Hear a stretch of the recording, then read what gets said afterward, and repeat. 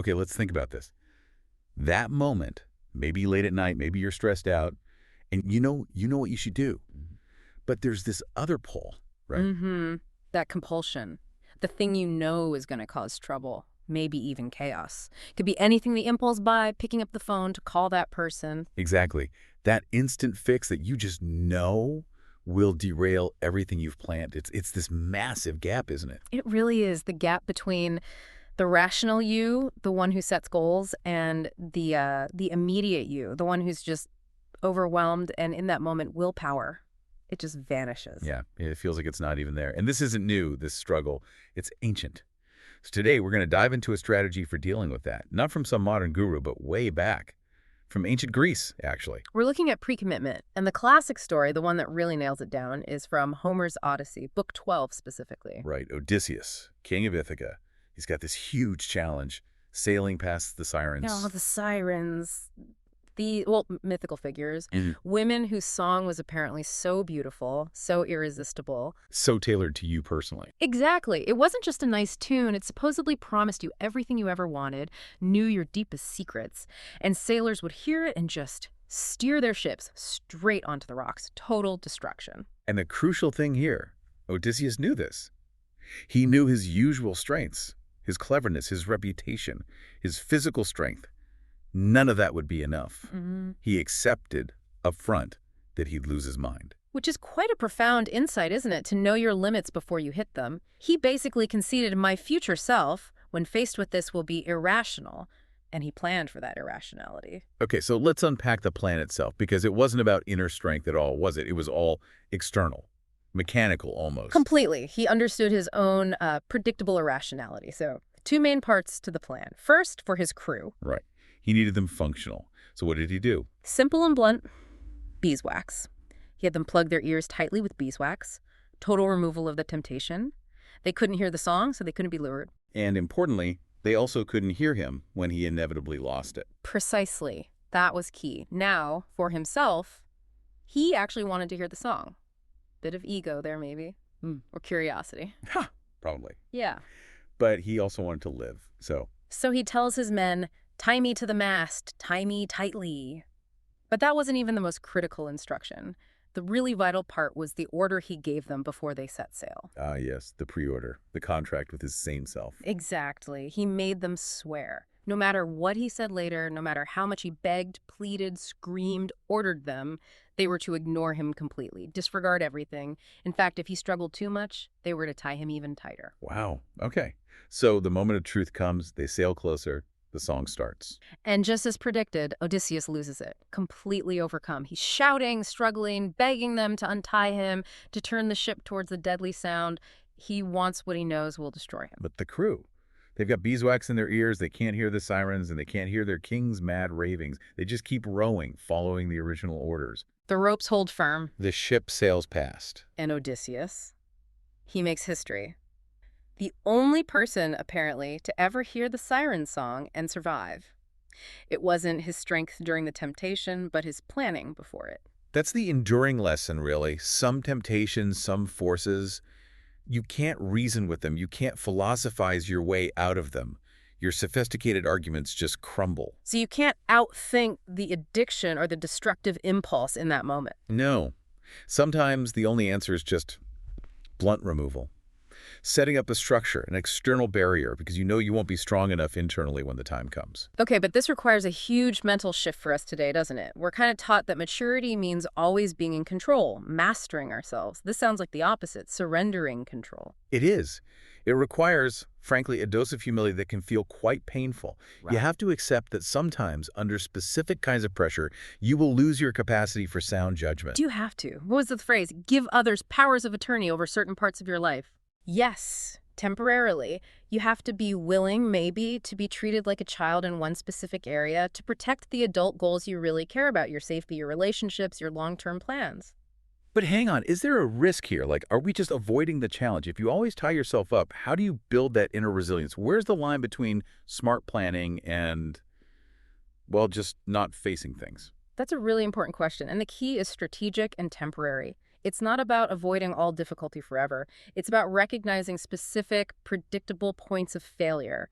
It's about protecting your executive function. Executive function. So the brain CEO, basically. Hmm. Planning, impulse control, long-term thinking.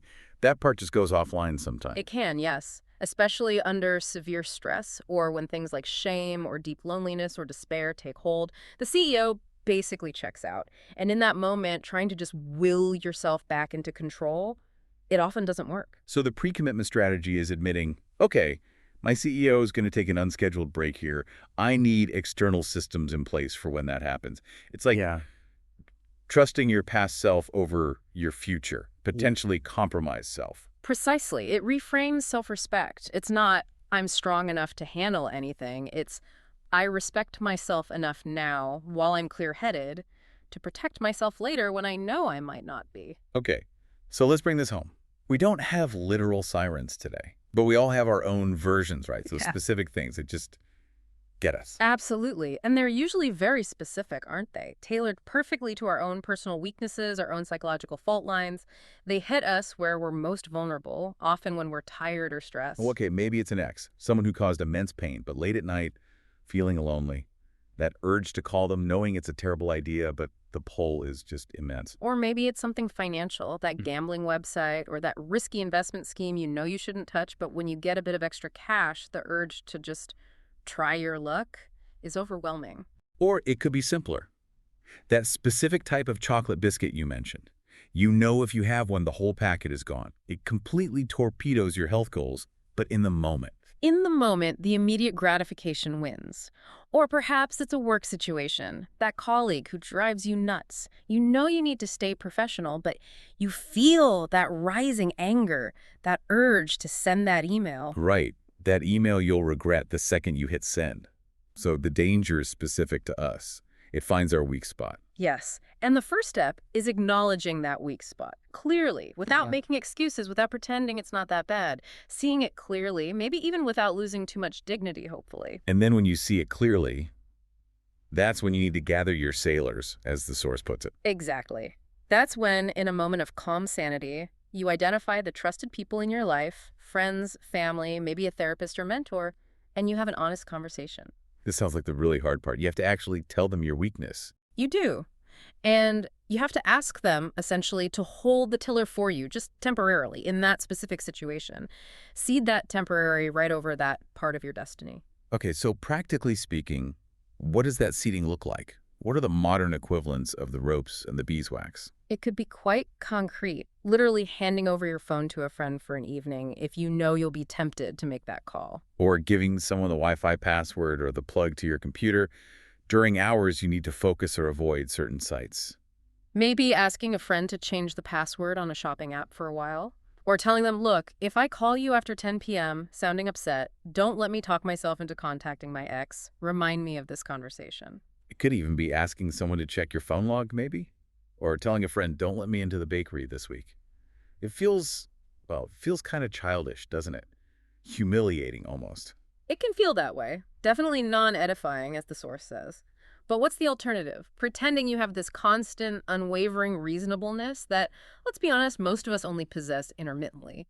Yeah, the fallout from not doing it, from giving in, that's usually far more damaging, far more humiliating in the long run. Exactly. The temporary awkwardness of asking for help versus the potential catastrophe of losing control completely. So it flips the idea of maturity on its head. True maturity might actually be knowing precisely when you can't rely on your own maturity. That's the paradox. It takes real self-awareness and, yes, humility to say, in this specific situation, I'm not the best judge. I need external help. And for the friend, the sailor, in this situation, sometimes the most helpful thing they can do is actually not listen to you. Right. When you're in the grip of that siren song, yes. They aren't listening to the desperate, irrational you. They're honoring the agreement they made with the same rational you. That's true friendship in this context. So the deepest wisdom isn't about endlessly trying to forge unbreakable willpower.